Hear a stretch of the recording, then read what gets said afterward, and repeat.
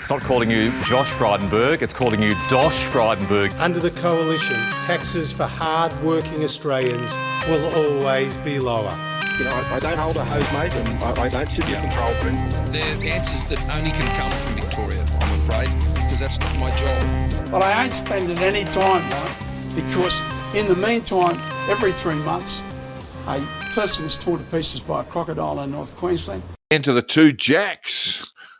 It's episode 87, where we take a look at all matters Australian, political and media, and have a good look around the world after that. And joining me as usual is Hong Kong Jack. G'day, mate. How are you? And it is the autumn moon in Hong Kong. It is, yes. Tuesday evening and Wednesday was a public holiday for the day after Autumn Moon Festival. It's about a 3,000-year-old festival. It's really a harvest festival Right. at the end of summer. Yes, we had the supermoon here yesterday or last night. So something similar going on there too at the moment. We don't have moon cakes. We have moon cakes. Oh, yes. I think I know about these. They're pretty awful. You hand them out, but no one eats them. Yeah, I think there's about 10 boxes that get handed around Hong Kong and no one eats them, you know. A rich pastry typically filled with sweet bean, egg yolk, meat or lotus seed paste. Yeah, that's not winning me over. The pastry's like cardboard and the interior is just sweet stodge. And you get a day off, though, to eat them or not eat them. Yeah. No, I did go and have a yum cha with a half Chinese family that I know yesterday as a celebration. It was very good. Excellent. And his family reminded me that that's where he first met the Chinese half of the family he was married into. My friend's an English gentleman, and in typical blunt Cantonese fashion, his prospective mother-in-law, now his mother-in-law who was there, told him that he looked just like Jamie Oliver except fatter. I don't know which slight is worse. Yes. I suspect the first rather than the second. But we'll let all that go. In Australia, Jack, big stories of crime busting, international crime syndicate busting around what was called the Ghost app. And the Ghost app was a platform, an encrypted platform designed for the use of the criminal underworld. You could send films, you could send texts, and those things would disappear over a short period of time, leaving no trace, etc. The Australian Federal Police decided to move yesterday very early in the morning, as we record this on the 19th of September, because there were genuine, credible threats to life. There was apparently one video showing a man with a gun held to his head. So police moved and moved around the world too, but a number of arrests were made, including the designer of the app, Jack, 32-year-old, lives with his parents in Narwee, worked ostensibly for, I think, the family business, which was, I think, a laundry type business, and in the evenings created a bit of mayhem by creating this app. He's been charged with a number of offences and denied bail. The parents had nothing to do with it, and the police have been very clear about that. In fact, according to a next-door neighbour, the AFP went in with the black pyjamas and flashbang grenades and early in the morning and got a very surprised J.G. Yun Jung, who allegedly is the mastermind behind this Ghost app. And then today, Jack, we've seen a man with a big role in an Italian mafia, an Australian fellow. He's one of dozens of suspects arrested in a global series of coordinated raids stemming from the dismantling of the Ghost app. Italian authorities described the arrest of the 43-year-old mafia member as linked to Puglia's Sacra Corona Unita, a mafia organisation. globally, the app shutdown has led to the seizure of millions of dollars in drugs, hundreds of thousands of dollars in cash, and that's just in Australia alone. It'll be a lot more. And then today, Jack, very early in the morning once again, but this was New South Wales Police, the biggest cocaine gang in Sydney, who refer to themselves as the Commission, have been smashed, have been dismantled, according to the police. But have a listen to this, Jack. They sold a staggering 1.2 tonnes of cocaine in just 4 months into Sydney. 1.2 tonnes in just 4 months. What does that say about the appetite of Sydney-siders for a bit of the old okie doke? Yeah, pretty good, isn't it? That's 1.2 tonnes, mate. That's a lot of insomnia. 6 people that have described themselves as the Commission were arrested in dawn raids, they are saying now that the Commission would actually stagger the release of cocaine into Sydney. Even if they had cocaine in large quantities to move, they would hold on to it for a while, and they would create a price. I mean, on top of everything else, Jack, it's cartel pricing, where they would basically create the demand and then keep the price nice and high. I didn't know that Sydney had quite that many merchant bankers and traders. There's a lot of real estate agents. There's a lot of people using cocaine, Jack. Just the number of single possession pinches this year, if you have a look at the number of them, is just sort of through the roof. And last year was through the roof, and the year before was through the roof. But yes, the Commission, who essentially engaged in cartel behaviour, what the ACCC might call cartel behaviour in any other form, would appear to have been dismantled. All 6 members are now behind bars, and maybe the price of cocaine will drop in Sydney, Jack, as a result. What we can expect is certainly people to come in and fill the vacuum. If you've got inevitably 1.2 million tonne, well, let's see. If we take that over the well, we'll call that a third of the year, so it's 3.6 tonnes of cocaine being used in Sydney annually at the moment. You know that someone's going to come along and fill that void. A lot of the violence around Sydney streets has been driven by the Commission, some of them Comanchero outlaw motorcycle gang members, with new players coming in not understanding the rules, Jack, or perhaps snubbing their noses at the rules, and that's led to a lot of violence around the place. There'd be one group, Jack, and I'm going to write about this tomorrow for the paper. Be one group, our Albanian Australian friends. Not all Albanians are criminals. I would hesitate. I won't hesitate to mention that. But there are Albanian crime syndicates in Australia operating pretty openly in cocaine distribution, and they don't care too much about the Commission and things like that. One thing I was going to say, Jack, is that a friend of mine who has, shall we say, fairly significant criminal antecedents tells me that if they lock up, and this is just his opinion, but if they lock up one member of a Middle Eastern crime gang in Sydney, he said, well, within 3 days they got the lot of them. And that the insinuation or the inference is that they're a little loose-lipped under interview. That is interesting. Meanwhile, I'm going to be investing in carrier pigeons. Oh, you reckon that's how it's going to work? Well, using these devices and encrypted devices seems to be a poor move at the moment. So I think this carrier pigeon futures will be going through the roof today. Well, this is the point I'm trying to make. That we did see the arrest of an Italian mafia figure from Puglia in northern Italy.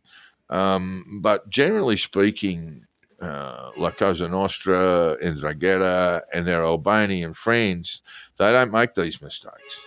They do not get loose-lipped on the telephone, regardless of what they're using. I mean, I suppose you're referring implicitly to ANOM, which was the platform created by law enforcement and then doled around to idiot criminals who used it to implicate themselves. These are mistakes that guys who are in the serious crime business don't often make. So I would think this will bring about a rise in Albanian organised criminal activity. Very significant stuff. And we will see many more arrests around the world and in Australia over the coming weeks. I expect so. Quick thought, Jack, as a law-talking guy, the designer of the app has allegedly made money from that. He has been charged with using the proceeds of organised crime. He's also been charged with other offences like being involved in criminal. In organised criminal syndicates, but I just wonder how that prosecution would go. I think it might be a little bit more difficult than the police may think. It's hard to know. You've got to prove intent for most of these things, and you've got to work out what he knew when he was selling what could be a product available for any number of different people. Yeah. So that can get pretty murky. I mean, it wouldn't be a walk-up start unless he's put his hand up. Yeah. Well, there's another battle going on, Jack, and that is the mainstream media versus social media. And there has been a fair bit of support within the mainstream media, not from me, by the way, but from mainstream media and the Australian in particular, having a go at or perhaps promoting the idea of a youth ban on social media, which I think is not going to work. But do you mean that people who work for the mainstream media won't be allowed to use social media? No, I mean that they are supporting the government, and there is bipartisan support, which is always a bit of a worry around these sorts of issues, that they'll just introduce some laws that are deeply flawed and wave them through the parliament. But there is a thought that people under the age of 16 should not be allowed to join social media in Australia. Some of the social media platforms, I think Instagram yesterday introduced a separate sort of separate platform for people under the age of, I think, 15. So anyone who was under the age of 15 with an Instagram account, they go into now a personal or private setting. They're still allowed to see a lot of content, but not all. Look, I understand that social media can be a force for some really dark stuff, but I just don't see what a ban on youth is going to do. In practical terms, I don't think it's going to work. What are your thoughts on it? I would wonder how enforceable this is going to be. It's one of the first things I thought of. And who's going to be the subject of that enforcement? Are we going to criminalise the use of social media for kids? Yeah. I certainly would hope not. Is it going to pop up with the "Are you over 18" button to push? And the kids happily push that. Well, that's what social media is at the moment. I think Facebook and others say you've got to be 12, and you're supposed to put your date of birth in and all those sorts of things. That's easy enough to manipulate. The government seems very keen on doing this. The opposition is keen to do this. I just think you've got a group of people who are not perhaps technologically adept, creating laws for people who are and will easily find their way around it. It's the same as I think there's legislation before the House about banning misinformation. Right, I was things, just going to get to that. Yeah, these things always end badly. The law of unintended consequences is always the winner. Yeah, agree. We know that social media is a cesspit of misinformation. We know this, and we could spend probably less than 5 minutes just finding some stuff that was quite dangerous. But how do you police it? Again, you need to have the cooperation of the social media platforms. Some of them refuse point blank to do anything about it, and we're talking about groups like Telegram and what have you. But your point, I think, is who decides what is disinformation and what's not. I think there are very obvious cases where disinformation is spread through social media, but as to policing it, I just think it's too hard for a shall we say medium-sized country in the South Pacific to do anything about. It is, and even if they could, if they had the tools to do it, would they operate them well? The answer to that's probably not. Probably not. Yeah, that's what I think about it. So, there is. I mean, a lot of the Libertarian Party and people like that are up in arms about this misinformation bill. It is out for community consultation, as it should be, but I just think the government is entering into an area that they will find difficult to legislate and even more difficult to enforce. And if they do enforce it, they'll make the situation worse, almost certainly. I mean, social media, it's like a bunch of people chatting in the pub. I mean, you don't take anything as gospel. This is true too, and of course, to say that social media is all just junk. Junk food for the brain, all that sort of stuff. There's a certain truth to it, but there's also a certain truth that people, particularly young people, will find people of like mind more easily, particularly if they're part of a minority, that they'll find groups of like-minded people more easily so they can discuss their experiences. That can be a good and a bad thing. Yeah, it can be a good, but overall, I think social media is a force for good, and that it opens up communications between people. And in any event, we can't stop it. Yeah, that's it is. I think it was King Midas, wasn't it? Trying to King Canute, who actually who pretended to do so because he was being told to turn back the tide, and he was showing that didn't work actually. So I get the feeling that this is it. That the opposition's probably playing some political games here as well. The government. Elbow was talking about what we want to do is get kids off their phones and onto the sports fields. Well, none of this legislation is going to do that, and so they see it as a real positive. What bothers me perhaps a little bit about that approach is that they are. The government and the opposition are basically creating a climate of fear through parents as to what their kids are up to. A much more constructive approach is to get smartphones out of school classrooms. Well, that's what's been done in Australia. Yeah, but that's a really good thing. It is, and I think almost all states, if not all states, now do that. I think Victoria might have been first, then New South Wales. That is a real positive step. In other countries where they've had these sorts of issues, many of them in Europe,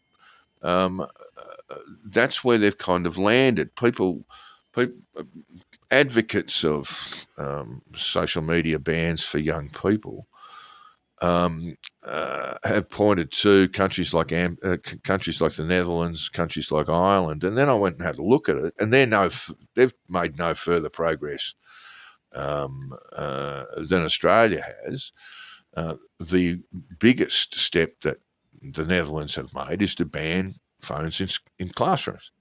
And that's a solid method. The Irish are going all sorts of crazy. They wanted to ban live streaming for 17 and 18-year-olds. Then they realised they couldn't do that. Just so these things, basically the social media platforms hit back pretty hard. And so they said, oh, no, well, we're not going to ban that then. And they've sort of stuck to this idea of, like Australia has, of banning social media for anyone under 16. I just can't see how it can work. Yeah, you 16 and 17-year-old boys, you're not allowed to watch any live streaming on your phone. Good luck with that. Yeah. And in the end, what you do end up with is an enforcement issue. Yeah. And, are we going to criminalise kids who are using social media outside of their ages? God, I hope we don't get to that point. I think the government will try and pressure the social media platforms, Zuckerberg and X is probably not where a lot of young kids go, TikTok, those sorts of places, and say, look, make it a bit harder for them, and I think that's about as far as you can go. Meanwhile, Jack, just over a month away, the Queenslanders will trudge off to the polls for their state election.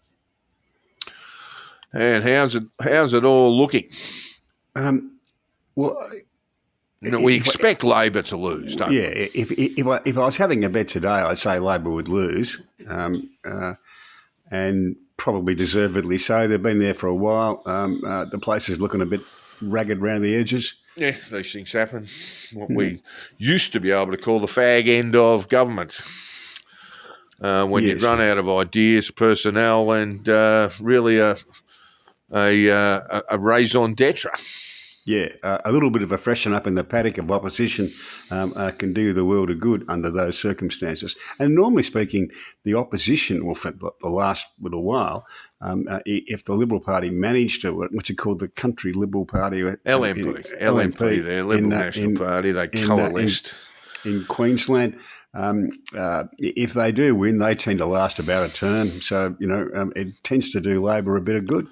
Yeah, they tend to be a bit of a rabble. It's a coalition that's never really worked. The Liberals are the minor party of that coalition in Queensland.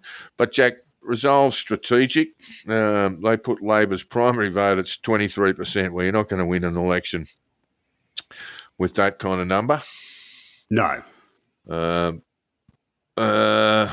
In fact, with that number, you're going to be absolutely pantsed. Yeah. Well and truly belted. You would think probably about 30% of the vote two-party preferred, and be looking about a sort of 66, 30, 34. Sort of. There's another poll, and this is a Redbridge poll. That was the Resolve strategic poll, published in the Brisbane Times, put Labor's primary vote at 23%. The other poll, released by Redbridge, showed some green shoots for Stephen Miles' election strategy. That is a pun, apparently, because it shows Labor could go okay against the Greens. Yeah, the Redbridge poll suggested that Labor's going to go better than expected in the inner urban seats where they fight the Greens, and they might actually hold on to a few of those seats that were looking pretty dire. Yeah, can't do that with 23% of the vote. But they are looking a little bit better in the Redbridge polling. Off the top of my head, I would say Redbridge tends to be, they're both very new polling companies, but I would say Redbridge, in my experience anyway, is just a little bit more reliable. It tends to get the seat by seats a bit closer, I think. Yeah. Redbridge puts it 45 to 54 two-party preferred. So still a shellacking. It is. We're pretty comfortably we can expect a Liberal government in Queensland come the end of October.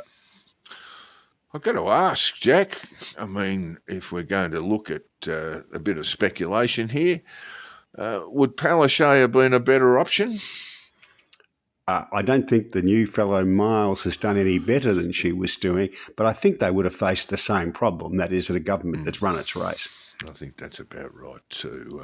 It's a question of whether she should have gone down with the sinking ship. And given he's had no impact, well, I suppose for him, he gets to say he was Premier for 10 minutes. Yeah, a little bit longer than that. He's been there for a year. 50 cent public transport, Jack. Yeah. I think it's 50. Might be a gold coin donation, but $1 will get you anywhere. So he's been trying to pay his way back into favour. I pay even less than that as an elderly person in Hong Kong. My Octopus card pops over at $2 Hong Kong per trip. And on the rare occasion that you use public transport. Oh no! I'm now that I'm on $2, I quite enjoy it. It makes you're becoming a Malcolm Turnbull. Yeah, it makes a different sound when you click on, so people know that you're an old bloke. You know? All right. I am quoting now from the Daily Telegraph. The Herald Sun, I should say, when they talk about a bombshell review into the 2013 car crash involving Daniel and Catherine, his wife, Catherine Andrews, with a teenage cyclist. This story's been going around for a while. The reporters concluded that police engaged in a cover-up to avoid implicating a political figure. There's a couple of issues around this, Jack, that I just want to I'll raise in a moment, but this is an explosive. We've got a bombshell and it's also explosive. 36-page report by a former police assistant commissioner obtained by the Herald Sun that found Victoria Police were involved in an overt cover-up to avoid implicating a political figure in a life-threatening incident. The little bit I just did want to add here, Jack, I mean, this relates, I'll just quickly go back to it, relates to an incident on January 7, 2013, when a teenage cyclist, Ryan Millman, was left quite seriously injured after a collision with the Andrews family SUV, which was reportedly being driven by Dan Andrews' wife, Catherine, at the time. Can I simply just add, if we're going to look at bombshells and explosive 36-page reports, that the report itself was commissioned by the Millman family. Yes, well, by their lawyers, I think. By their lawyers. And also, sadly, that the author of that report has since passed away. Oh, I didn't know that. So he passed away on August 20 this year. So that would make... obviously, giving evidence is going to now be a little bit difficult. We need a medium for that. But this is all part of a civil case that's rolling along. And I make no comment about the report because I haven't read it, other than just explain to our listeners the circumstances around it. Yeah, there's a fine history of Victorian public figures having a little motor car accident, and the findings being perhaps a little flawed. Remember Henry Bolte? Was he before your time? Henry Bolte. Oh, no, absolutely. It's Henry Bolte. Fuller's a Catholic school, driving his car. Even though he's dead, I think we should use the ledge. We will not be cautious about that. He was just absolutely shit-faced drunk, caused a very serious injury to the driver of the other vehicle. I believe he was either pulling in or pulling out of his own property. Yeah. That's Bolte. And then you sent me a link to a piece with a bit of history about this. He would normally have gone to, I think, to the Geelong Hospital. Yeah, that's correct. But he insisted on going to Ballarat, where he knew a few people who could make things disappear, like 2 blood samples. Yeah, hometown advantage in Ballarat. And there were 3 samples taken, and one, it is said, had him 3 times over the limit, and the other 2 were not found. If he was 3 times over the limit, he must have had a fairly gentle day. Because Henry Bolte what are we talking about? 1976 Melbourne Cup, Jack, with John Kerr, gold and black one that year. So 76, I think. He was John Kerr's drinking partner, which was a serious mistake made by John Kerr because Henry was a very seriously good drinker. knocked back a few cream sherries at the races quite easily, and made an absolute mess of Kerr that day. Yeah, brandy and soda, I'm told by someone who was in the committee room at the time. Well, there you go. But this one, this may well be, and I think is headed towards the courts. Towards the civil courts. Towards the civil courts, not the criminal courts. Well said, Jack. Yeah. All right. So in the end, I expect the thing will be resolved. Perhaps before it goes to trial, but we'll see about that. Israel and the Middle East, Jack. A new phase of the war has begun against Hamas and Hezbollah largely in Lebanon and largely at Hezbollah, with now a second wave of blasts, this time targeting Hezbollah-owned walkie-talkies, two-way radios. But yesterday it was all about the pagers, and they were eyewitnesses said that they would see them smoke and then boom. And we know it was Mossad because Mossad hasn't said a word. Yeah, it's even worse than that. I think it's alleged that the shelf company that they bought the pages and the walkie-talkies from was actually owned by Israel, so they paid the Israelis to do this. This is part of a very deep, dark state organisation that Mossad is. I think one of their most extraordinary coups was the Stuxnet virus. Do you remember that? The Stuxnet virus. My computer was of years ago was infected by the virus, but it was benign. It was benign unless you were running the engineering around nuclear energy energy and the and I hardly ever do that. So it didn't worry me having the Stuxnet, but it didn't worry anybody.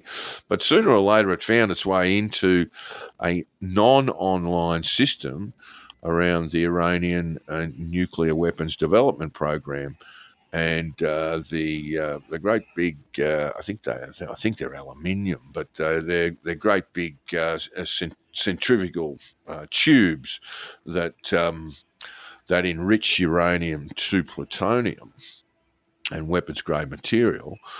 Once the Stuxnet virus got in there, basically destroyed these tubes and set back the Iranian nuclear nuclear weapons pursuit by at least 5 or 6 years. Very clever. Yeah. Whatever else you can say about Mossad, you mightn't agree with what they do, but they are bloody good at doing it. Yeah, there's the Olympics 72, where a Palestinian group, terrorist group, took a number of the Israeli Olympians hostage. That they were ultimately some of the terrorists themselves were killed. There are a number of athletes Israeli athletes who are also killed. But those who are in charge of organising that, they hunted them down over about a 15-year period and killed every single one of them, including, sadly, someone who was killed in a case of mistaken identity. But this is, that the one thing that we can know is that Mossad never says yes or no, never confirms or denies its involvement in these sorts of things. But the Israeli Defence Minister Yoav Gallant, did pipe up today. He said, "We are at the onset of a new phase in this war, and we need to adapt. The centre of gravity is moving north. We have not forgotten the abductees, and we have not forgotten our task." He went on to sort of talk about how they've got a high level of technology that they haven't used yet. So that'll send a shiver down the spines of Hezbollah operatives in Lebanon. Yeah, there are 63,000 Israelis who are living out or who can't return to their homes and their farms, etc., in northern Lebanon. And the Israelis want to fix that problem. Well, and also they've had an historical conflict with Hezbollah. There have been rockets fired into Israel from Lebanon most recently. So, yeah, look, we're not quite sure how this happened, but the Hezbollah obviously thought, oh, gee, these walkie-talkies and pagers are going for a song. Who uses a pager these days, by the way? Well, they were using the pagers and the walkie-talkies because the Israelis were able to track them using their cell phones, Right? Yeah. and that's how they killed three senior figures: one in Tehran, one in Damascus, and one in Beirut. And because that happened, the Hezbollah people decided to go to old technology, which would be harder to detect, and they set out to purchase the pagers. Don't buy them at Dick Smith's Tel Aviv. No, from some company in they're manufactured by some company in Taiwan, or the order was placed with a company in Taiwan, I believe, but they came through Hungary. Right. Yeah. Okay. So more to come of that sort of.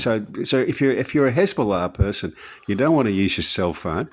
Pages are out of the question. That's why I say carrier pigeons are going to be the go. I don't think a carrier pigeon is going to make. They're going to be shot out of the air, Jack. It'll be like the Olympics. I think it was the Paris Olympics, wasn't it? 1904, where they released a whole bunch of birds and they were all burnt to death. No, it was a more recent one, but I won't get stuck on that story. Meanwhile, Jack, Australia is feeling some pressure from the US. Can I just add one of the big stories out of the not the walkie-talkie incidents, but the pager incidents, was that one of the injured was the Iranian ambassador to Lebanon, because he was carrying a Hezbollah pager. Yeah, that's right. I believe he's got very serious injuries, Jack. But moving on, the Albanese government is facing US pressure to reject a draft UN resolution by the Palestinian Authority demanding an immediate Israeli withdrawal from Gaza. That vote took place last night, I think. Oh, and how did we go? The motion was passed, but Australia abstained in the end. But Australia did abstain. And the US voted no. Yes. Who else was in the no team? No camp. Locally in the South Pacific, I think Fiji, PNG, a couple of the other South Pacific states voted no. Fair enough. All right. Well, that reminds me, Jack, we're not going to get to sports just yet, but there's moves afoot to include a PNG side in the NRL. Backed by the federal government. But we'll move on because the government, the Albanese government, is having a few problems with business in general. I've sort of thought there was some fairly odd reporting around this. And I did read the Business Council's chief executive, his speech, Brown Black, and I thought it was not damning of the current government, and perhaps he was speaking diplomatically. And then Albo got up and said, well, look, you've got the mob on the other side want to divest your businesses, whether it's Woolworths or Coles or Qantas. They want to strip your businesses back along some sort of vague antitrust kind of move. And then the Greens, who have never been friends of business. I didn't see it was the great sort of warring parties at this big function on Tuesday night, Jack. Did you see it that way? No, and that would very, very rarely happen because people are the people who in these sort of jobs are smarter than that. They can make their point without going to war with the government.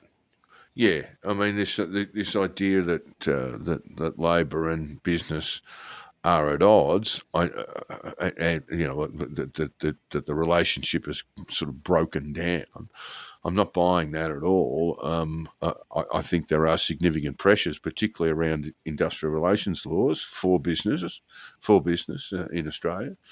But these things are sort of sorted out in quieter rooms, Jack. Yeah, but there's always a bit of public airing of it, not in detail, but just the public will be left knowing that there are disagreements over some matters, and so there ought to be. The real problem the government's got is if we enter a period of stagflation. I had Jamie Dimon, the chap from JP Morgan, thinks that's the biggest threat to the economy around the world, not just in Australia. And we've lived through that before. And it was right through the 70s and the early 80s, and it was much more damaging than what we've got at the moment. And stagflation is really relatively high inflation and stagnant growth. Yeah, so no economic growth or very little tepid economic growth, and inflation basically burning up any growth that you've got and then eating away at people's wages. And people's wealth and people's savings and all that sort of thing. Huh?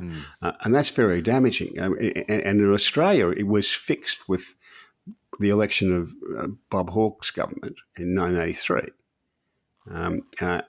And what they did was to say, well, we're going to have to improve productivity to get out of this. That was the only way out. And I still think that's true. It is the only way out of the current economic malaise.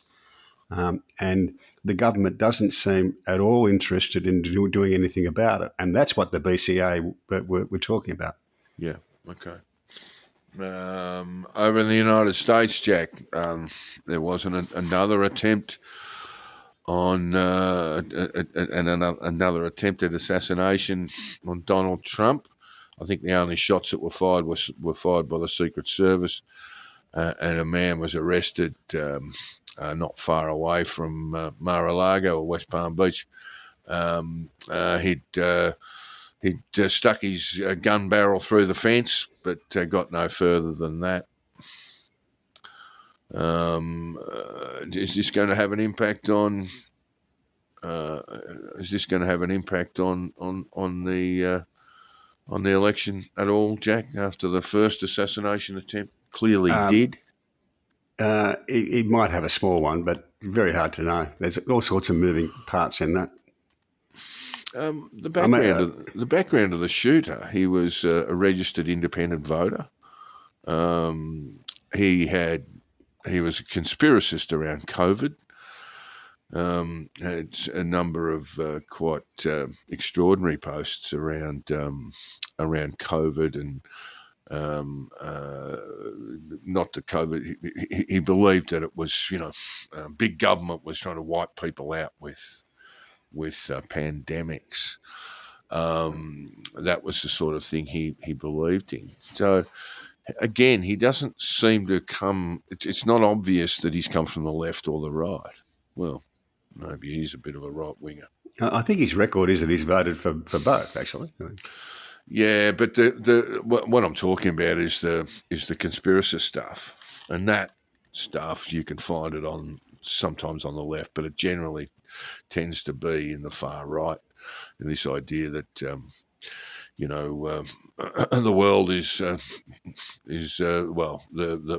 illegal government is trying to kill us all with disease.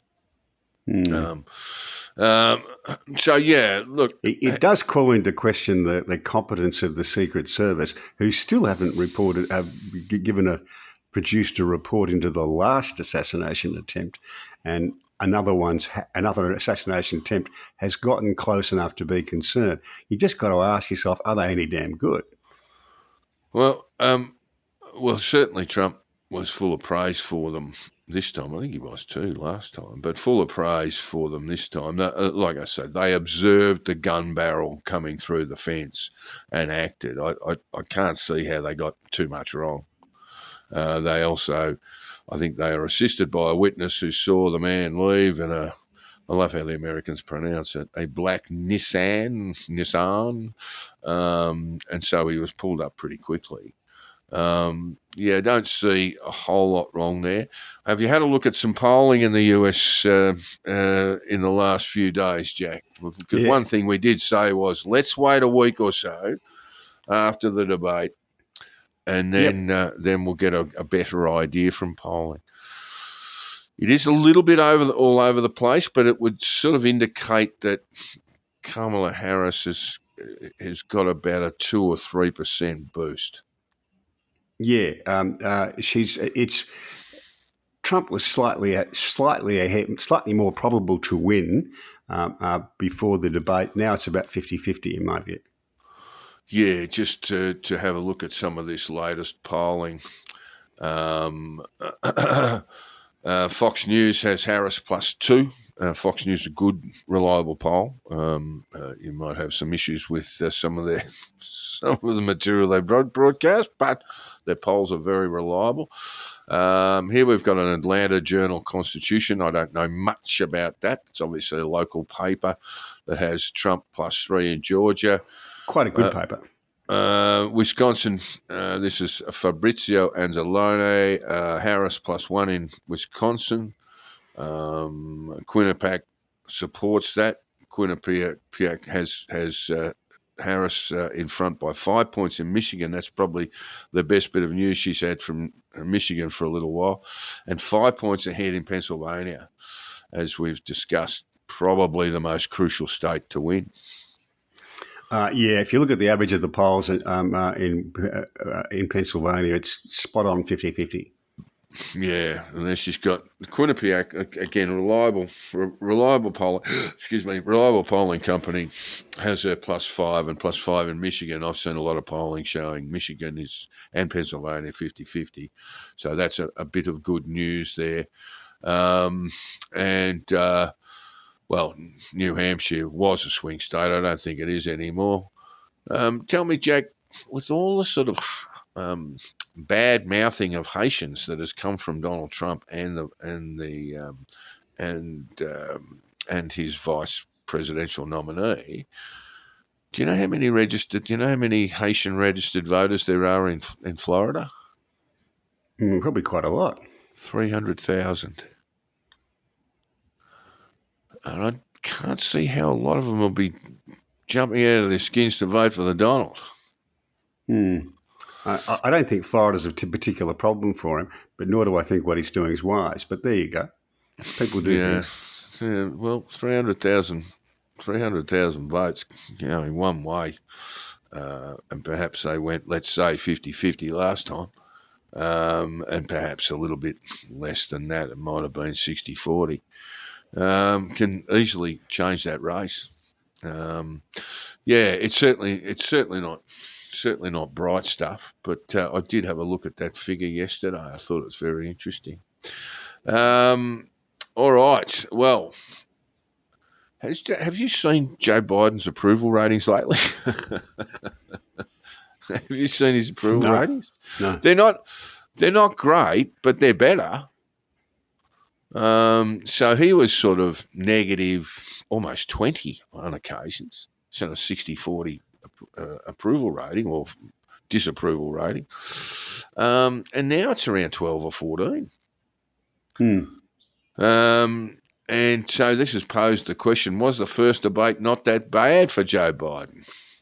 Yeah, there's an interview with, what's her name, Anita Dunn, his former advisor, and she thought that it wasn't anywhere near as bad as people are making out. And the polling would indicate that's sort of true. It's true in the sense that he didn't suffer greatly in the polls because of the debate. He suffered greatly in the media because of the debate, but not in the polls. But the problem with his polling was he was so much in such a much worse position than he had been in 2020 that it was hard to see how he was going to win. Yeah. And now we can see that the Democrats have changed the candidate. Harris is doing much better than he was. So, look, I don't think the debate mattered that much because a lot of people don't look at it. About a third of voters would see it at all. Yeah. But what they would have seen, more than a third, and probably just about 3/3 would have seen, was that awful moment about 9 minutes in where he just froze. Yeah. And so this is why, listeners, this is why we talk about the polling, because not everyone has seen the debate, and so they will pick up little snippets, little clips from the debate. They'll discuss it with other people, these sorts of things. So they might not have actually seen it, so they wouldn't be able to comment or be polled on it. But a week or so later, they'll be sort of they'll have updated themselves and have a better view of it. Yeah. But one thing I did see was a rare clip of Kamala Harris interacting with the public in Pennsylvania, and a number of commentators have made observed the same thing I did, that she didn't look like she wanted to be there. It might have been a long day, she might have been tired, but she was looking much more like Hillary Clinton dealing with the public than with Bill Clinton dealing with the public. And she needs to smarten that up. Yeah, okay. Yeah, you've quoted from Anne Althouse. She's a blogger, Jack. She's a former professor of law at the University of Wisconsin. Yeah, I did have a look at her blog. She's been running a blog for 20 years, and she has. She was. She was one of those original star bloggers that made their mark when the thing first started 20 years ago. Yeah, and look, she makes a similar point to the ones that the one that you just made, that there are occasions there where Kamala looks ill at ease among groups of people. We would probably say the same. This is what this kind of bugs me a little bit, because we would probably say the same thing about Trump, but Trump doesn't get that kind of critique.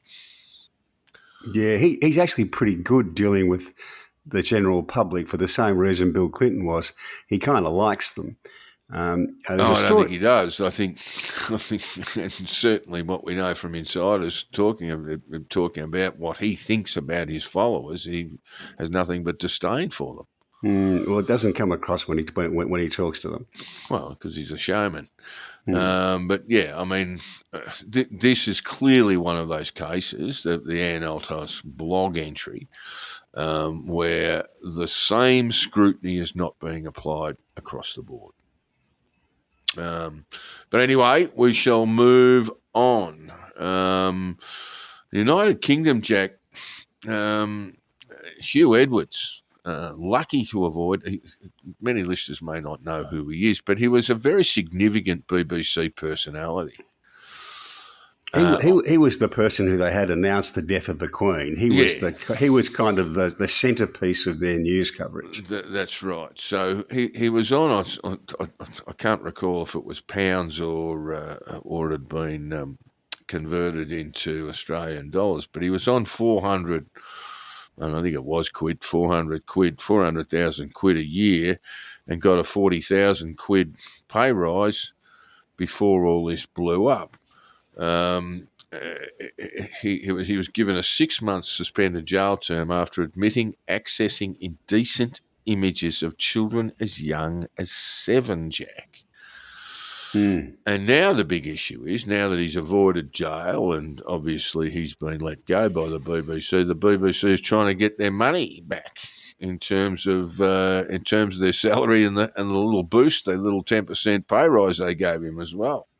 Yeah, I was a bit surprised that he managed to avoid jail, but I read some more about it and found that lawyers who practice in the field say this is pretty much what anybody else would get. And if that's the case, then that's probably not a bad thing. I don't think public figures should do markedly worse than the standard, if you like. Yeah, no, I agree with that. I'm not quite sure. What's important, I suppose, is the images themselves, just how violent and sexualised they are.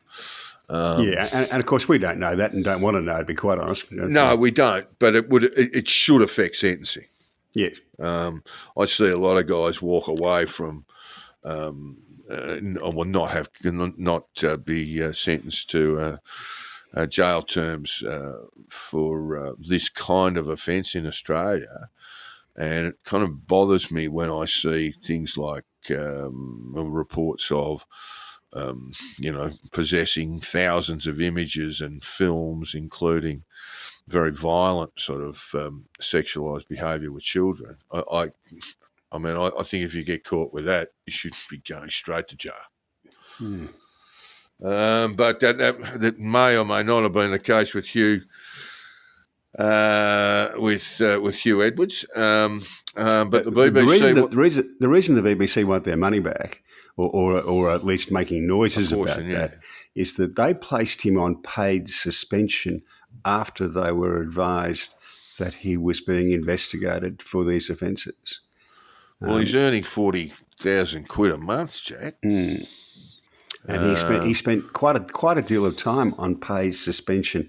They only suspended him when he was officially charged, and the police released the details. And you can't do anything else, can you? As an employer, no. You have to at least wait for the court to make a determination before terminating the employee, or at least wait until someone's been charged. And when he was charged, he resigned from the BBC.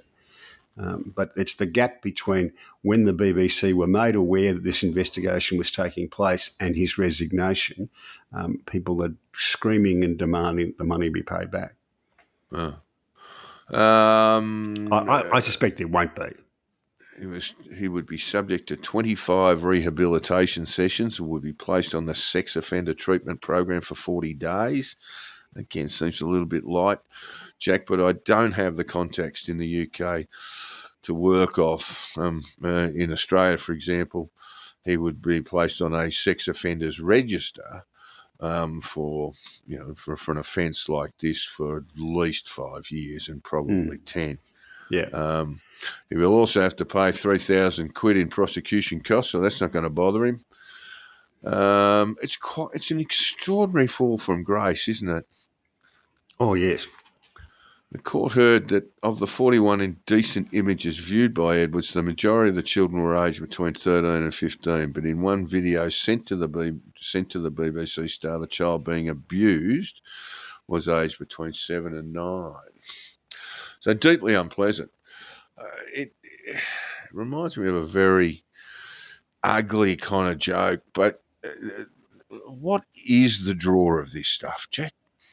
What is the draw of this stuff? I mean, I spoke to an AFP officer who was part of an arrest where this fellow, from memory, was a teacher, and they knocked on the door, and he opened the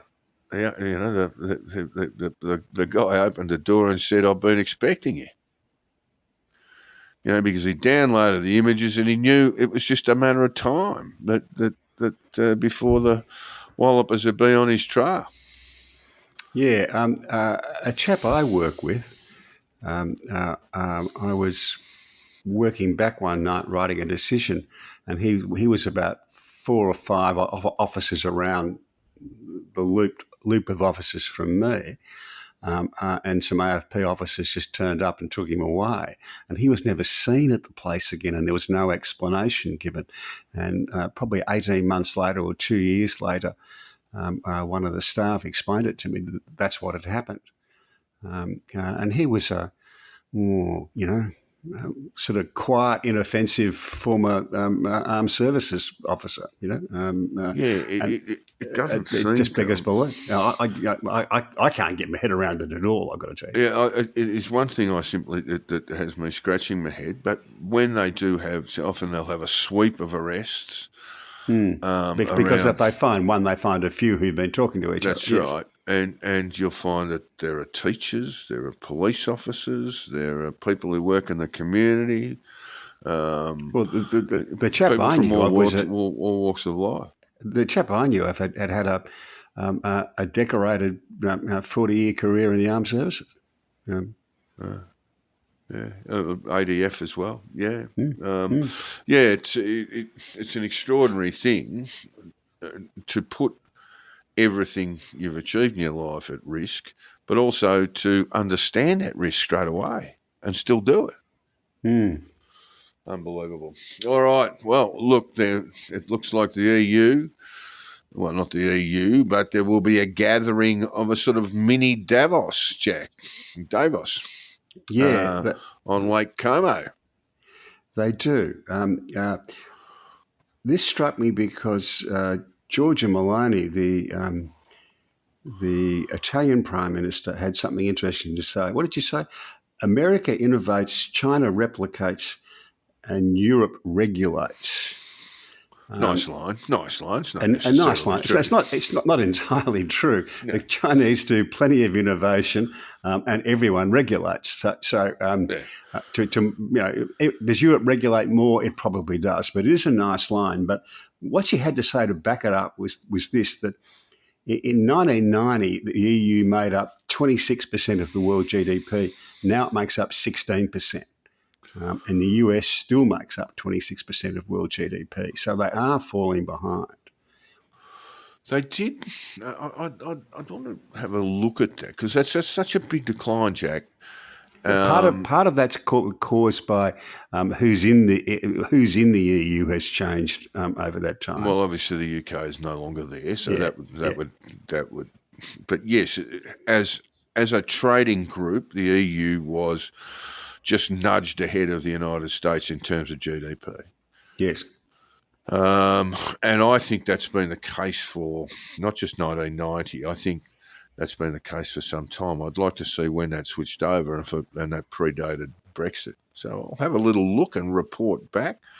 But Lake Como, Jack, oh, gee, you couldn't want a better backdrop than that.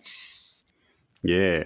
Yeah. Did you get to Lake Como on your trip? No, but I have seen postcards, and it does look nice. Yeah, it does look pretty good because I saw in the paper this morning you were waxing lyrical about your life in Clubland in London, and with the Liberals, with liberalism, and I sort of came away with a bit of respect. I mean, look, there is, if we judge them by today's standards, I mean, you got to understand first. Half of the 19th century in the UK, slavery was acceptable. So things like universal suffrage and what have you are not going to be on the table. But the Whigs and the Radicals who got together to form the Liberal Party, they were reformers. They believed in democracy. They didn't like the working class. weren't all that keen on the working classes themselves. But they lifted the middle class up through the Great Reform Act of 1932, and they were the reformers of their day. They were the reformers of their day. So we. This is why we cannot simply apply our judgments in 2024 on things that occurred in 1832, for example. I mean, it's just not going to work, and we could condemn these people as slave owners, and I think as I mentioned in the piece that it wasn't Palmerston, it was Gladstone. Gladstone's old man was one of the biggest slave owners in the colonies, and I think a lot of that in the Caribbean. And it just struck me as odd that when they did finally ban slavery, slave owners were compensated, Jack. Yes. I think Gladstone's old man received something like 60-odd thousand in today's money for the loss of his slaves. There are black and white and black Jamaican families who benefit from the same thing. I guess there are. I mean, and one of the worst aspects, and this is not down the Liberal Party in the UK, and long gone now, didn't survive World War I, or certainly didn't survive it as a major party. the the issues around that sort of conduct around slavery in particular was that once slavery was abolished in the Caribbean, for example, then the Brits flooded it with Chinese and Indian labour. And so what slaves might have asked for was a decent wage, all of a sudden found themselves in competition with another group of people who would work for very little money. With less expensive labour. So how did you find the club? Was it comfy enough for you? I mean, It was very, very comfortable. The food was good in that kind of flash but not always appetising way. We sat out in the gardens and drank gin and tonics, and Stuart was on the red, and I was on the G&Ts. And really, it's just the most wonderful library. I mean, I spent some time wandering around the library. They've got a sport and cricket section to die for. And then there are other times I picked up a 17th century book on 16th century French poetry and opened it up and thought, I'm probably the first person who's opened this up for about 200 or 300 years. Look, it... Did it stack up to the Melbourne Club? Couldn't tell you. Yeah, no, I haven't been to the Melbourne. I've been to the Australian a couple of times. The Reform Club is luxurious. There's no other way of putting it. The architecture is extraordinary, and I think the right architectural term is Italianate, but absolutely extraordinary ceilings. Lots of big leather couches around the place. Yes, the home of liberalism, and that's liberalism with a big L. It didn't survive UK politics. What sort of did become, it sort of dragged along. But World War One was the end of it, really, when Asquith just couldn't hold the party together under the force of World War One. Good. Just before we leave the EU, one thing the EU has done is decided to be very restrictive on the use of artificial intelligence. And AI is going to put a lot of pressure on economies and indeed on energy policies around the world because it chews up a lot of energy. I think that's what Giorgia Meloni was concerned about, was that if the EU regulates things like AI too much, the EU will fall behind and continue to fall behind.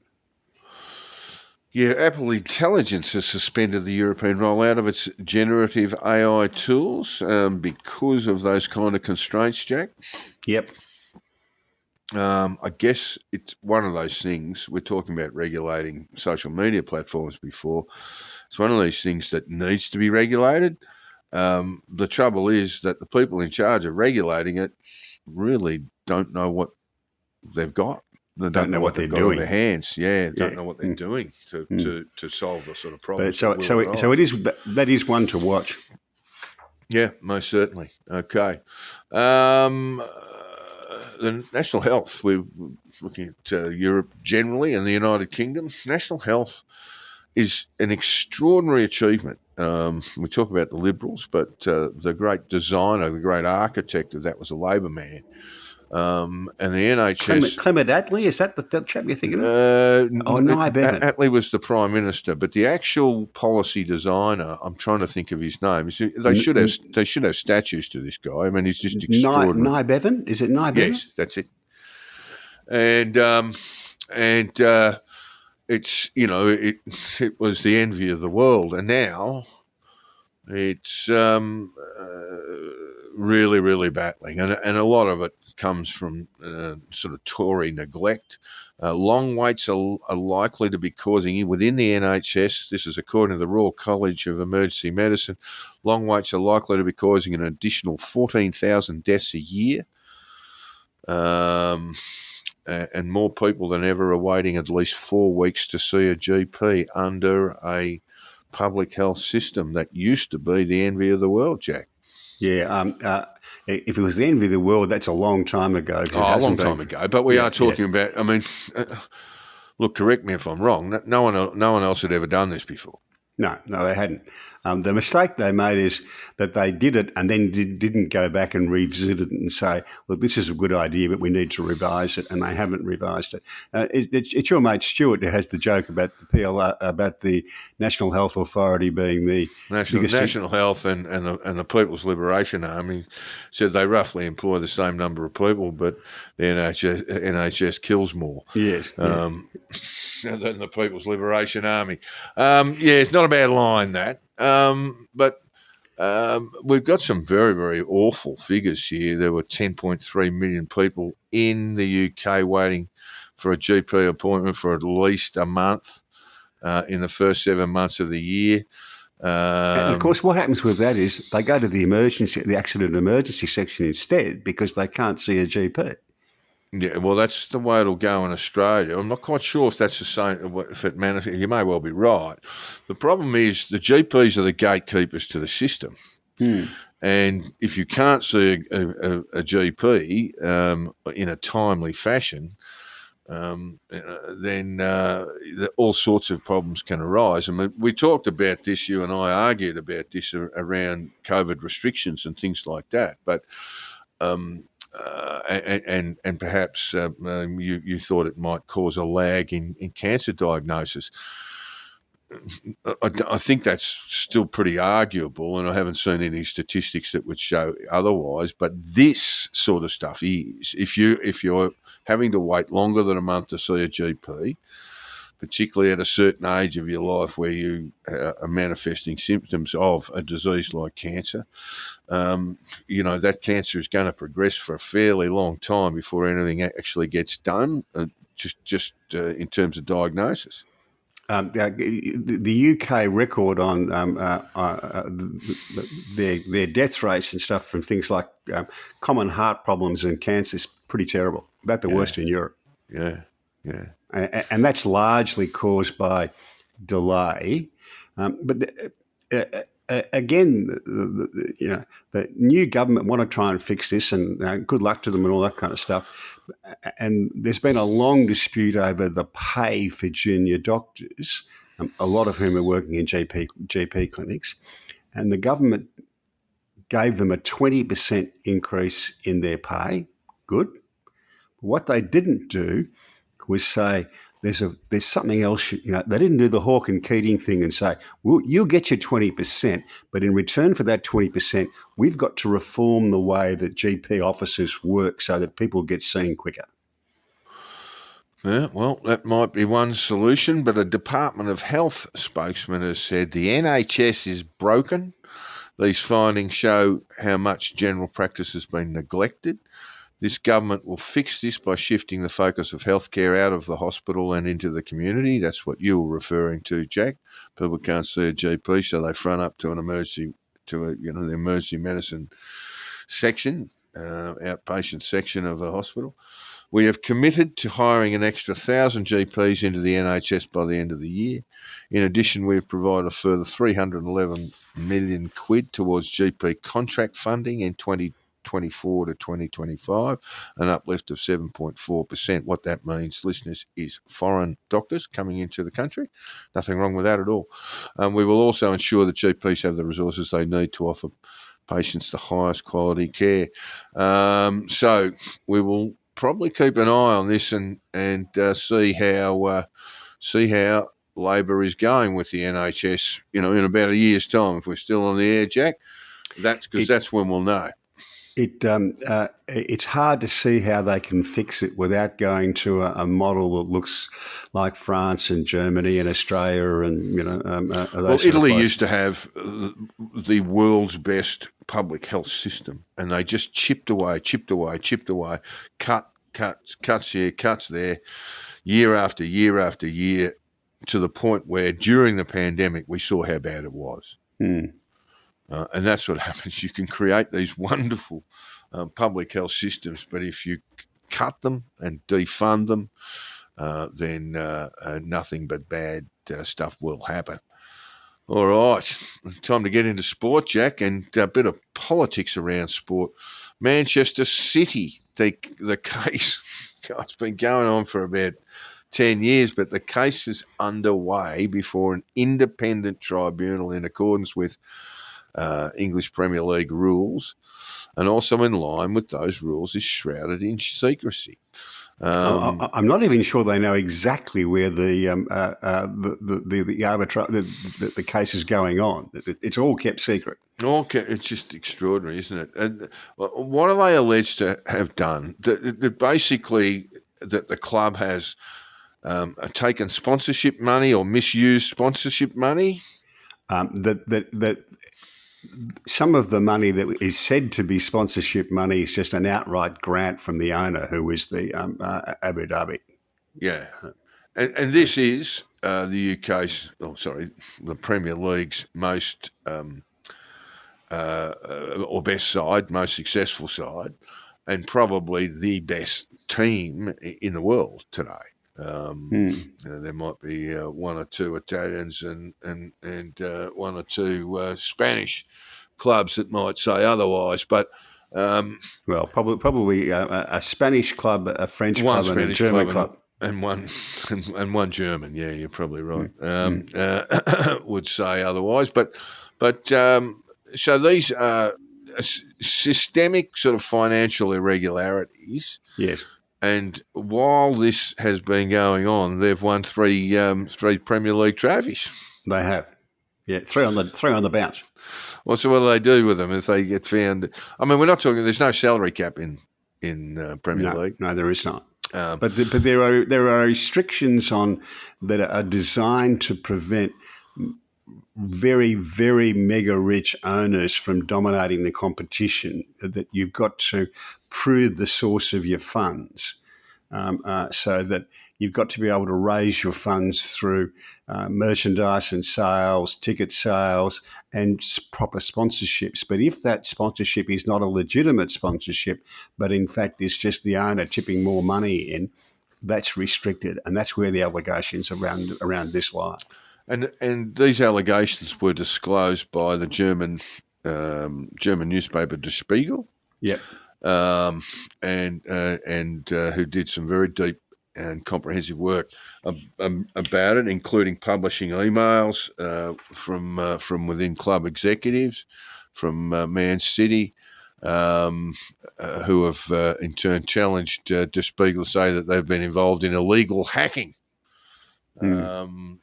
which is just shows you exactly what's at stake here, you know, would the EPL pull the old NRL Melbourne Storm job and strip them of their Premier Leagues, their Premier League trophies? I kind of doubt that. I think that's going to make the Gallaghers very angry. It's going to make Noel particularly. He's on the board, isn't he? Noel Gallagher's on the board. I think he might be. In fact, I think he designed their away kit. Although I would query making the Gallaghers angry. I think they come that way. Well, they're back, Jack, and it got so hysterical about the reformation of Oasis that some in the English media were wondering out loud when this reunion concert took place, perhaps Harry and William of the House of Windsor would also bury the hatchet, which is really just a great big leap of the sort of shit you get on breakfast television. There's been a few suggestions that buy tickets to the early shows in case it all falls apart again. It was a wonderful moment when Velvet Underground reformed, Jack. I'm going to say about 2008, and they did some dates in Europe, and then they were going to do an American tour. And they hadn't been together for a long, long time. Very influential band. And Lou Reed and the guitarist, whose name I can't think of, I saw one of their gigs in, it might have been Austria, and they were sort of about half an hour in, and they looked at each other and said, "Oh, that's why we broke up. We can't stand each other." and that was it. They finished their European dates, but they didn't play in the States. So that's right. We hate each other. All right, on to AFL, Jack. Preliminary final weekend. Melbourne. I'm on my way down to Melbourne tomorrow morning for a bit of a lunch, and I've got to say the hotel fees were not. I was dreading it actually, thinking the hotel fees were going to be over the top, but poor old Melbourne's battling without a Melbourne club playing. Geelong were playing, but that's not strictly in Melbourne, and the hotel fees are pretty good. Nowhere near the peaks you'd get. Even the airfares weren't too bad. I tell you when the hotel fees in Melbourne get really bad, it's when the tennis is on. Oh, well, yeah, that's summertime too. Oh, there's a whole heap of times really around the Spring Carnival, AFL Grand Final. Those are I guess they're big times, and then you've got the cricket around Boxing Day. There was a mate of my dad's. He and his wife used to go down for the Spring Carnival every year. He drove a big imported Ford. They used to stay at the Southern Cross. And he would park the car in the garage there and not use it all week. He'd be getting driven around by other people and taxis and all that sort of stuff. Until one year they had a problem back on the farm, and he went looking for the car in the garage, and the enterprising chaps who had the garage had hired it out for someone to go down the Great Ocean Road for a week. Oh, that might have been what happened to that particular hotel. It was Melbourne's one and only 5-star for many, many years, now gone, and was, of course, the home of the Van Sank Jack for lunches. Ooh, we had some big ones there. So, how do we see the AFL unfolding? You've got Sydney playing Port Adelaide on Friday night. Yes. And how do you think that'll go? I think Port Adelaide will be a game too many. I think they've been a bit lucky. Could be. I think both the preliminary finals are probably around about 50-50. But I think that all four sides will think they can win, and they're probably right. They could win. What do you think about the ones who have gone? Who gets a good mark out of the other four? Not many. Giants get a pretty good mark. Giants. I know they lost two, but they were terrific in both of them. Yeah, the Giants I wouldn't put in that. Western Bulldogs, Carlton, Collingwood, wasted seasons, really. Fremantle as well, I'd put in there. Hawthorn, probably the most successful side outside the four. I see some of the AFL commentators are saying they should start favourite next year. I think it'll be a bit tougher for them next year, but and it will be. That's the way the draw is now. So they'll play a lot more top 4, top 8 sides than they did this year. And as Sydney's found after a really successful first half of the season, if you're going really well, people have a close look at what you're doing and work out how to play against you. And that will happen to Hawthorn next year as well. Yeah. That's all of that's true too. I think Hawthorn are the only side out of the four, and the Giants too, who could pat themselves on the back for a pretty good season. The others promised a lot and didn't deliver. Who wins? I think Sydney and Geelong are the two best sides in it, aren't they? They probably are, and they'll probably get through there. But the other two are absolutely a chance in the games this weekend. It'll be two very good games. And the NRL, meanwhile, are there at their qualifying final stage. They have the Sharks v Cowboys. Sharkies got pumped by Melbourne last week. Very impressive performance from Melbourne Storm. They're going to a prelim. And the Panthers smashed the Roosters. Well, it wasn't a smash. It was 30-10, I think. a comprehensive win over the Roosters. So the Roosters will play the Eagles, the Manly Sea Eagles, on the Saturday. And I reckon the Eagles might have a little bit in them, just to go just one step further, or it could be just one game too many. The Cowboys too, so it may well be that the two sides finishing in the top four, two of the sides that finish in the top four, go out in straight sets. We will see. Yeah. In cricket tonight, as we record this on the 19th of September, the first of 5 ODIs between Australia and England are being played in England. Harry Brooks will captain England for the first time. I think he's only about 23 or 24, Harry Brooks. Yeah, he's quite young, yeah. So it's a big role for him. But looks a player. Oh, he's a player. He's a player, all right. Very good player. Saw him bat at Lords, Jack, and plays under the eyes. Just one of those guys got a lot of time. Can be a bit profligate and get out when he shouldn't, but he'll fix that up. And so there's a fair bit of illness and injury around.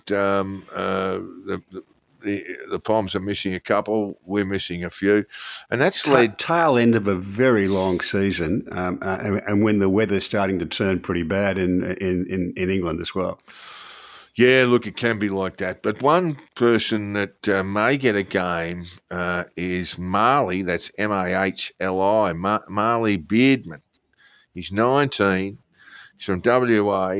He was one of the figures that gave Australia the win in the Under-19 World Cup. He bowls 150 kilometres plus, and he's very likely to debut tonight. So that'll be something to watch. Mm-hmm. Looks like a very good sort.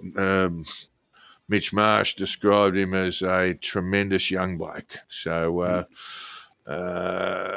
he's obviously got a bit about him, and he bowls quick. Also actually saw a guy, what's his name? He had a sort of famous name, but no relation, opening the bowling for Durham. And I think he's 17 or 18 years of age, and he's quick. I saw him 150 plus too. He gave Ben Duckett a bit of a seeing too, didn't he? Yeah, he gave a couple of the England players a bit of a seeing too. He looks pretty good. What did you think of the AFL fining Kenny Hinkley $20,000 for a bit of a kerfuffle at the final side? I was surprised that people were so angry about it. Look, Jack Ginnivan sticks his chin out, you know.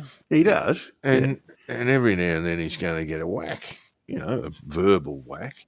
And I thought that was pretty much all it was. It's probably not ideal from Ken Hinkley to be fronting players, but, you know, the justifications for all his anger around it was just really odd to me. Gerard Whateley said that he thought the AFL head office had been spending too much time reading Twitter. And I thought that too. I thought it had shades of the overreaction to the sandpaper thing in South Africa, that people were wanting to hang this bloke for not much, you know? Yeah, there was certainly an overreaction there. But there was this nonsense too that, look, Ken Hinkley's been around footy for a long time, and I think he's in his 60s now, isn't he? He's 58 or something, yeah. Right. And you know, and he was picking on a young bloke who's just 19 or 20 years of age, and you go, well, have you been to a pub lately? I mean, this happens all the time. Usually the other way around. Yeah. So look, I just think Ginnivan stuck his chin out. Probably Hinkley should have perhaps toned it down a little bit, but heat of the moment and all that sort of stuff. I didn't think it was a bad reflection on the game, in general. I just thought it was just one of those things that would happen pretty much in any sort of level of football around this time of year. Yeah, no, I thought, I think, what did Waitley say? It's a sort of thing that someone should make a phone call. I didn't even think that. I would have thought the next time you bumped into Ken, you'd say, you could have wound that back a bit, mate. And, Yeah, probably just needed that because it's a decent fine. I mean, I presume someone will pay it for him. the club's going to pay. The club's fine, not him. But yeah. Yeah. Oh, okay. So it wasn't levelled at him personally. But it just smacks of overreaction and misjudgment, doesn't it? To me. Yeah, it was, and I didn't understand the sort of bullying type inference that was made. You just look at Jack Ginnivan and you go, this guy, he taunts people for fun. He's a troll. Yeah. And every now and then he's going to get a slap, and that's just the way of the world. One of the TV shows down there pulled out some great vision, and there's a terrific one of someone's. There's a few of those, quite a few of those. Yeah. She could get a bit fired up. But someone's interviewing Hayden Ballantyne, the little pest from Fremantle. Yeah, he was a pest. Good footballer. Good footballer. While they're interviewing him, they're showing the vision of Chris Scott walking beside him at a Geelong. Oh yeah, I saw that one. A Geelong Freo final, and Chris Scott's given him a real spray. And they said to Hayden Ballantyne, "So what were you saying back to him?" He says, "Well, I knew Scotty really well because he'd been coaching at Fremantle until the end of the year before, And I was basically doing the sort of thing that he told me I should do when he was the coach there, except that now I was doing it to his mob. So he was getting upset. But everyone walks away, I mean, you've got to be able to say things get a bit fiery in a game of sport. Game's over, game's over. Yeah, I think the North Melbourne coach, Alistair Clarkson, he's a famously hot-headed fellow. Well, he, there was the case in the practice match where one of the Gold Coast Suns players whacked a North Melbourne player, or there was a very late contact, and it was pretty nasty, and he ended up getting, I think, 5 or 6 weeks over it. And then Clarkson's had a go at that. That stuff really needs to be wiped out. Yes, that's different. But that's different. This is at the end of the game. No one came close to fisticuffs or anything like that. And, all a bit of an overreaction. All right, well, take us out, Jack.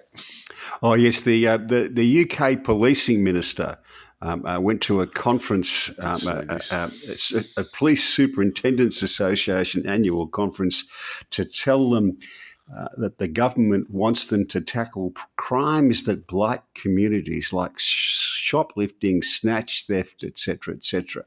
Unfortunately, while she was there, her purse was stolen. I went through. I didn't see one bit of crime in London. Not one. Oh, perhaps some fairly reckless driving, but that was about it. But I'm told that there are parts north of London where if you got a bike, that'll be pinched. If you're walking around with a bag, that'll be knocked off.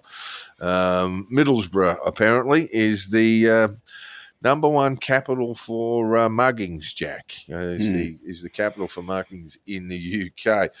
Where was she? Warwickshire. Far away. So let's reduce crime, but we can't start today because I've just had my handbag knocked off. All right, well done, Jack. We're going to leave you there, listeners, and we will be back next week with episode 88. But in the meantime, just a quick reminder, if you want to drop us a line, get in touch, raise some questions, make some criticisms, whatever you like, you can get hold of me through Twitter. My DMs are always open, and you can get hold of Jack on his Substack. Jack? Yeah, hongkongjack.substack.com. That wraps it up for episode 87. We'll see you later.